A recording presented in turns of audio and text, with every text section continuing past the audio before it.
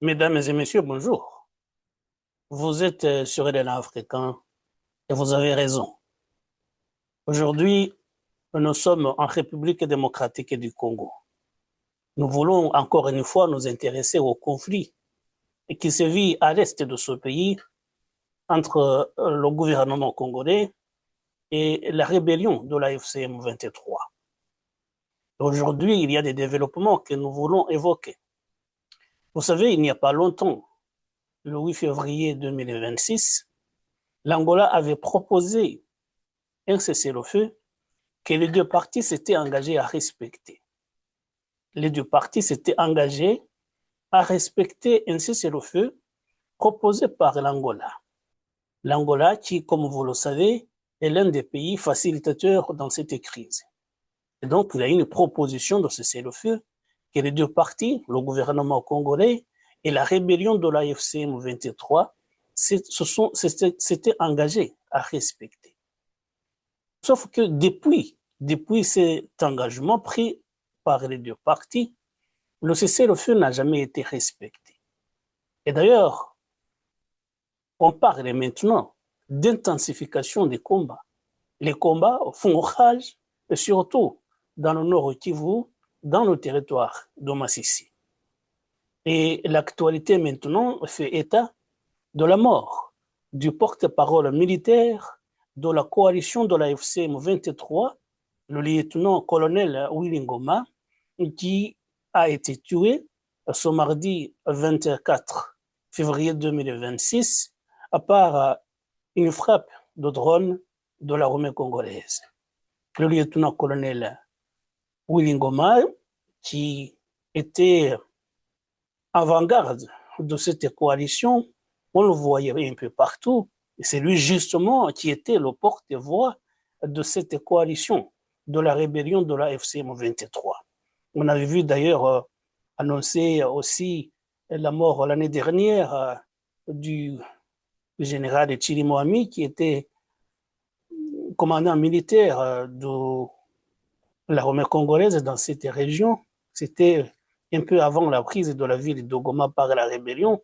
On avait vu également dernièrement se faire photographier devant la mairie d'Uvira lorsque, en décembre dernier, la rébellion était parvenue à prendre le contrôle de cette ville d'Uvira.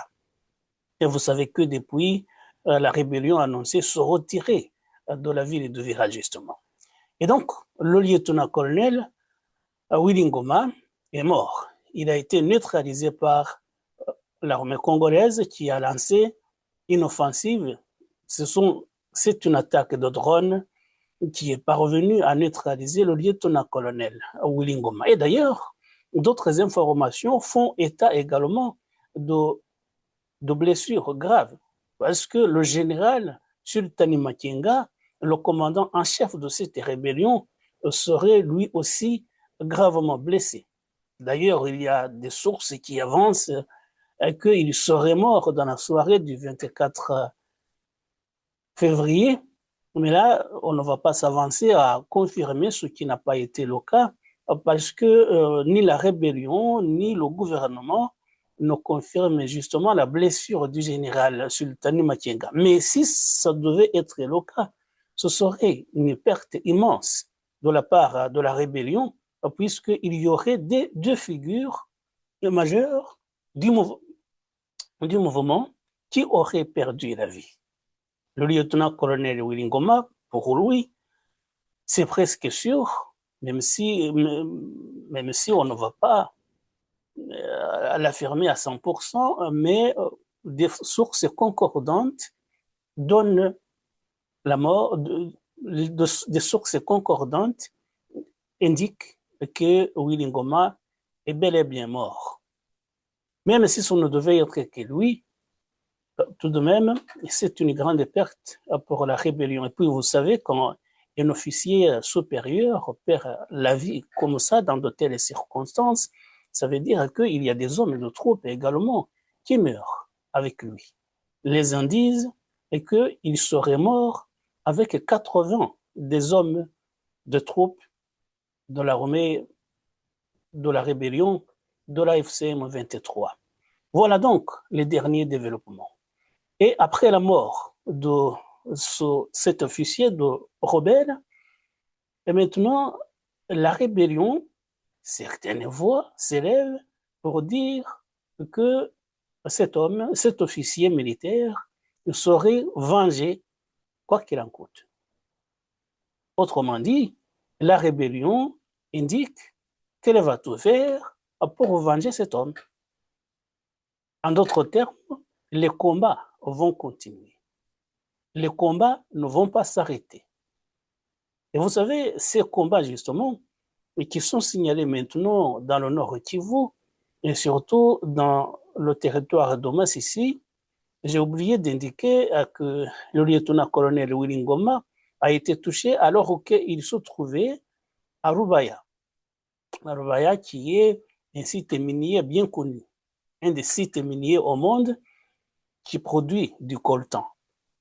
Et maintenant, Rubaya, ce site minier, est sous le contrôle de la rébellion de la AFC M23. Et Willy Ngoma, justement, se trouvait à Rubaya. C'est là où il a été touché. Et les combats, l'intensification des combats, justement, est signalée aux alentours de Rubaya. On dit d'ailleurs, certaines sources, les sources locales en République démocratique du Congo, disent que la rébellion est en train de perdre pied, du moins pour l'instant, puisque la situation peut se retourner, mais la rébellion dans le territoire de Massissi serait en train de perdre beaucoup de villages qui étaient sous son contrôle. Mais comme je le disais, des voix s'élèvent de la FCM 23 pour dire que le lieutenant-colonel Willy Ngoma serait vengé. Il y aurait donc des préparatifs visant à contrecarrer l'offensive de l'armée congolaise, les forces armées de la République démocratique du Congo, appuyées par les combattants Wazalendo. Ça veut dire donc que la situation, au lieu de s'améliorer, comme le stipulait justement la proposition de l'Angola qui voulait mettre en place cet accord de cessez-le-feu, la situation ne s'améliorerait pas, plutôt elle s'empire. Et vous savez, quand il y a ces combats justement, il y a des combats bien sûr, des militaires qui se battent, mais il y a également la situation humanitaire, puisqu'il y a des populations qui se déplacent. Il y a des civils également qui meurent alors qu'ils devraient être protégés. Vous savez, l'ONU annonce déjà, et mis à part le Soudan, l'Est de la République démocratique du Congo connaît la deuxième pire crise humanitaire au monde. On parlait de plus de 10 millions de déplacés, 10 millions de personnes déplacées. C'est énorme. Et donc, nous voulions évoquer cette situation qui reste évidemment volatile et explosive entre l'armée de la République démocratique du Congo et les rebelles de la FCM 23. Les combats continuent, les combats s'intensifient. Et sur le plan diplomatique, tout est au point mort, puisque justement, il y a l'intensification des combats. J'ai vu un communiqué du gouvernement congolais qui indique que le terroriste, pour utiliser les termes employés, que le terroriste Willy Ngoma a bel et bien été neutralisé et que l'armée est déterminée à poursuivre tous les terroristes, je mets toujours entre guillemets, jusqu'à ce que les partis occupés soient libérés. Et ça contraste évidemment avec ce qui a été signé dans le cadre des accords de paix. Vous savez, il y a des processus de paix qui étaient en cours. Et donc, si les deux parties sont déterminés à en découdre, ça veut dire que les combats vont continuer jusqu'à ce que peut-être il y ait un gagnant, il y ait un vainqueur et un perdant. Mais dans ce cas-là, évidemment, il y aurait également beaucoup de dégâts. matériel et humain. Et ça, justement, il ne faudrait pas qu'on en arrive là, puisqu'il y a des engagements de part et d'autre, il y a des accords qui ont été signés, il faudrait que les accords qui ont été signés soient respectés. Il faudrait que les deux parties respectent l'engagement qui a été donné justement en début du mois de février, qui visait à mettre en place un accord et un cessez-le-feu. L'Angola avait proposé un cessez-le-feu. Il faudrait que ce cessez-le-feu soit respecté, dans l'intérêt, bien sûr, surtout des populations civiles. Et pour que, parfois, le calme revienne et que les gens puissent respirer un air de paix, puisque ce n'est pas le cas maintenant. Ça, c'était justement du point de vue militaire. Les combats s'intensifient et il y a maintenant la mort confirmée du lieutenant-colonel Willy Ngoma, qui était jusqu'à présent le porte-parole militaire de la coalition de la FCM 23.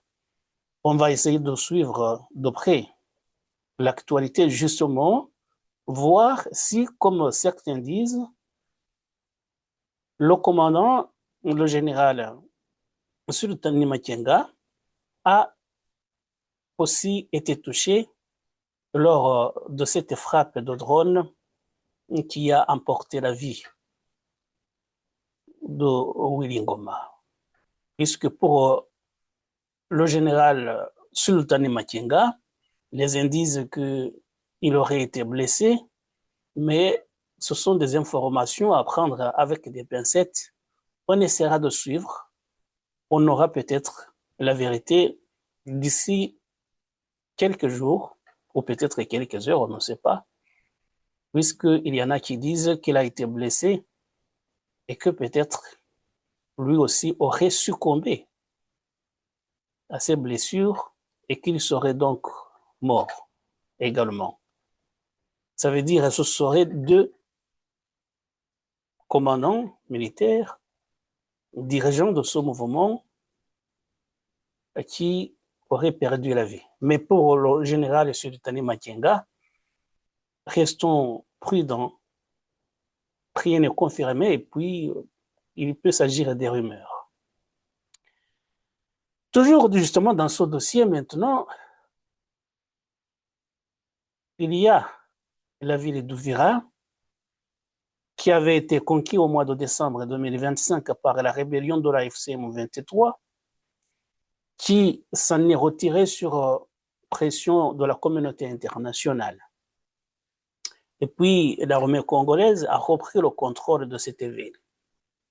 Et l'actualité, justement, les derniers développements indiquent que ce lundi 23 février 2026, la frontière entre les deux parties, entre les deux pays, la République démocratique du Congo et le Burundi, la frontière a réouvert. Ce qui, bien évidemment, est une très bonne nouvelle. La frontière a rouvert et d'après les informations qui nous sont parvenues, le premier jour, justement, ça veut dire lundi, plus d'1 million de personnes ont franchi la frontière. Il y a des Congolais qui étaient partis au Burundi, qui sont rentrés, et évidemment des Burundais qui se sont rendus en République démocratique également. Ce sont des mouvements de va-et-vient.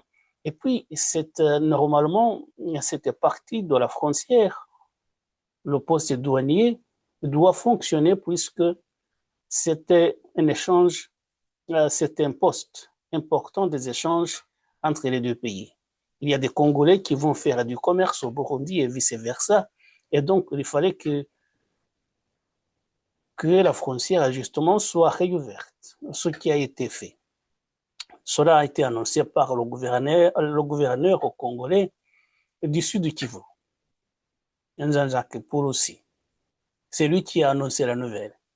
Et la frontière va normalement être ouverte de 7 heures du matin de 5 heures du matin jusqu'à 17 heures, jusqu'à ce que, évidemment, le calme revienne totalement, que la situation soit entièrement sous contrôle et que le poste frontalier puisse fonctionner de façon permanente. Mais jusqu'à présent, c'est au cours de la journée, de 5 heures à 17 heures du matin, que le poste douanier va fonctionner. Mais de toutes les façons, il faut se réjouir du fait que les échanges ont repris entre les deux pays. Mais si les autorités ont jugé utile de réouvrir cette frontière, c'est que bien évidemment, la situation est sous contrôle.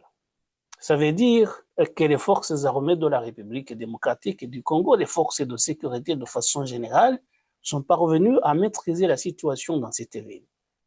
Puisque normalement, il y avait des craintes, les gens pensaient que les rebelles de la FCM 23 ne s'étaient pas totalement retirés et qu'il y aurait des infiltrations.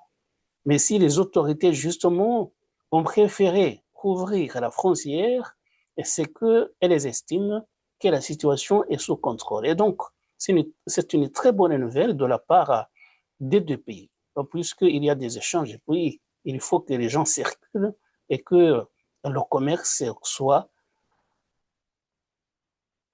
et que le commerce reprenne comme c'était avant. Et donc, c'est une évolution positive dans cette partie de la République démocratique du Congo. Cela signifie également que le fait de se retirer de la part de la rébellion de la FCM 23 a permis aux autorités congolaises de se réorganiser dans cette partie du pays. Puisque maintenant, il faudrait qu'il y ait des rondes nocturnes, il faut que, évidemment, il y ait des contrôles un peu partout pour que les autorités parviennent à éviter les infiltrations justement qui étaient mises en cause par certaines sources. Et voilà donc, la frontière est maintenant opérationnelle et nous voulions également souligner cet aspect des choses qui est très positif. Et voilà, mesdames et messieurs, c'est juste ces deux éléments de la situation à l'est de la République démocratique du Congo que nous voulions évoquer aujourd'hui. Je rappelle justement qu'il s'agit de la mort du porte-parole de la FCM 23, le lieutenant-colonel Willy Ngoma, qui a été tué au cours d'une frappe de drone. Mais il y a également cet aspect positif que la frontière entre le Burundi et la République démocratique du Congo à Uvira est maintenant opérationnel et que les mouvements de va-et-vient ont repris et que les échanges justement sont en cours, ce qui est évidemment positif de part et d'autre. De part et d'autre, ça veut dire du côté du Burundi et du côté de la République démocratique du Congo. Il y a évidemment des évolutions qui vont avoir lieu dans les tout prochains jours, surtout avec la détermination des deux parties pour les uns disent qu'ils veulent prendre le contrôle, justement, je parle du gouvernement, ils veulent prendre le contrôle total du territoire, ce qui est normal, puisque justement, c'est les autorités légitimes. Et puis, il y a la partie de la FCM 23 qui estime qu'il faudrait venger quoi qu'il en coûte le lieutenant-colonel Willy Ngoma qui vient de perdre la vie dans les circonstances qu'on a évoquées. Et voilà, mesdames et messieurs, ça faisait un petit moment qu'on ne faisait pas des émissions pour des raisons personnelles. Et maintenant, je pense que les émissions vont reprendre. Je vous remercie de nous avoir prêté attention et à très bientôt pour d'autres sujets. Au revoir.